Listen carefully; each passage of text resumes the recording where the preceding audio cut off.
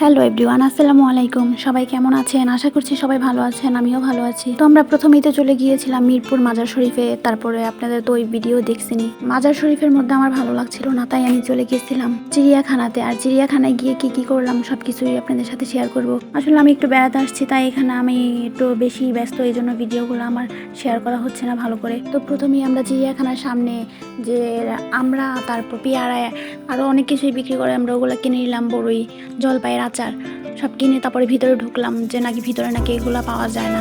তারপরে যে টিকিট নিচ্ছিল আমাদের থেকে 50 টাকা করে, আমরা 3 জন ছিলাম, এই জন্য 150 টাকা দিয়ে 3টা টিকিট কেটে আমরা ভিতরে প্রবেশ করলাম। আর আজকের এই দিনটায় আমার মেয়েটা এত জ্বালাচ্ছিল যে কি বলবো, সে কোনো কথাই শুনবে না, তার যেদিকে ইচ্ছা সে চলে যাবে। এই যে এত কিছু আমি দেখাচ্ছিলাম, সে কিছুই দেখবে না, তার ইচ্ছা এখন সে চলে যাবে। মানে কি বলবো, মানে বাচ্চারা আসলে কেমন যে হয়, মানে বোঝা বড় দায়। তারপরে কি করবো, তারপরে ভিতরে চলে আসলাম। ঢুকেই আমরা হরিণ দেখতে পেলাম, তারপরে বানর, বিভিন্ন ধরনের পাখিও দেখতে পেলাম। ওকে সবকিছুই দেখাচ্ছিলাম, কিন্তু ও তো এখন কিছুই বোঝে না, ও শুধু হাঁ করে তাকিয়ে আছে। ও এখন কিছুই চিনবে না, কিছুই বুঝবে না। তারপরে ওকে দেখাচ্ছিলাম। আর কি বলবো, চিড়িয়াখানাটা এত বিশাল বড় যে হেঁটেই শেষ করা যায় না। মানে অনেক হাঁটতে হয়, হাঁটতে হাঁটতে একদম পায়ের অবস্থা মানে 12টা বেজে যায়। তারপরেও কিছু করার নাই, ঘুরে ঘুরে দেখতে আসলে মজাই অন্যরকম। কিন্তু ছোট বাচ্চা থাকলে আর যদি জ্বালায় তাহলে তার কোনো কথাই নেই। আর এখানে তো এক এক খাঁচার মধ্যে এক এক জাতের বানর ছিল। আসলে অনেকগুলা বানর, আমি মানে নিজেই মনে রাখতে পারছিলাম না যে আসলে কোনটা কোন বানর। এখানে গেলে অবশ্য সময় নিয়ে যেতে হয়, আমার কাছে বেশি সময় ছিল না, তাই আমি বেশি কিছু দেখতে পারিনি। আর এই যে খাঁচাটার মধ্যে যে রাজনেশ পাখিটা, আমার কাছে এত ভালো লাগছে যে কি বলবো, মনে হচ্ছে যে মানে কোনো 3D আর্ট করা কোনো পিকচারের মতো আসলে লাগে। এটা যে বাস্তব আসলে মানে বুঝাই যায় না, এত ভালো লাগছে। আর এই তো এখানে ময়ূরের পাখাগুলো দেখে মানে ছোটবেলার কথা মনে পড়ে গেছে, যে ছোটবেলায় এগুলো দিয়ে কত খেলছি, তিল মাখিয়ে রাখতাম যে এগুলো নাকি বাচ্চা দিবে। তারপরে এখানে আমরা এই যে কুমিরের কাছে চলে আসছি। কুমিরটা একদম মানে মরা নাকি এটা জীবন আছে কিছুই বোঝা যেন, চুপ করে বসে আছে। আর আমরা তো এদিকে হাঁটতে হাঁটতে একদম ক্লান্ত, একদম ক্ষুধা লেগে গেছে। তারপরে যে এদিকে দেখলাম একটা জলহস্তি লাল শাক খাচ্ছে, তো আমি আমার মেয়েকে দেখালাম।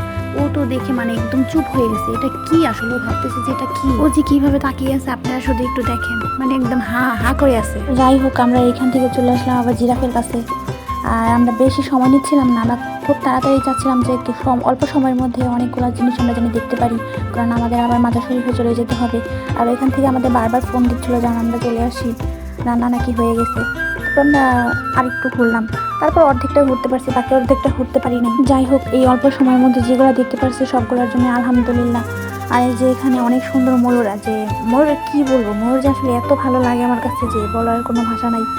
ওর সাথে আমি খুব কথা বলছিলাম, কিন্তু ও চলে যাচ্ছিল আমার থেকে। ময়ূর দেখতে আসলে বেশি ভালো লাগে। আর ময়ূরের পাখা যখন খোলে তখন তো মানে কি বলবো, মারাত্মক রকমের সুন্দর লাগে। কিন্তু পাখা খুলছিল না, এই যে বলছিলাম যে পাখা খোলো আমরা দেখবো, কিন্তু ও তো পাখা খোলেই না।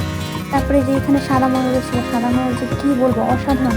আসলে আল্লাহর সৃষ্টি যে এত সুন্দর সুন্দর জিনিস পৃথিবীতে দেখা আছে, যেটা আসলে না দেখলে আসলে বোঝাই যায়। আমাদের চারপাশটা আসলে আল্লাহর তৈরি অপরূপ সৌন্দর্য দিয়ে ঘেরা, যেটা আমরা অনেকেই জানি আর অনেকেই জানি। আবারও বলি সবকিছুর জন্য শুকর আলহামদুলিল্লাহ, আল্লাহ এত সুন্দর সুন্দর জিনিস দেখার তৌফিক দান করছে, শুকরিয়া। আর অনেক কিছুই দেখলাম, মানে সিংহ ছিল, বাঘ ছিল, এগুলো সব কিছুই দেখছি, কিন্তু আসলে সব কিছু আর কি ওরকমভাবে ভিডিও করা হয়নি। বললামই তো যে আমার মেয়েটা খুব জ্বালা ছিল, তার উপরে যতটুকু ভিডিও করতে পারছি অতটুকু আপনাদের সাথে শেয়ার করলাম। যাই হোক, তবে আজকে এখানে বিদায় নিচ্ছি। আর আমার ভিডিওটা যদি ভালো লাগে অবশ্যই লাইক কমেন্ট শেয়ার করবেন। আল্লাহ হাফেজ।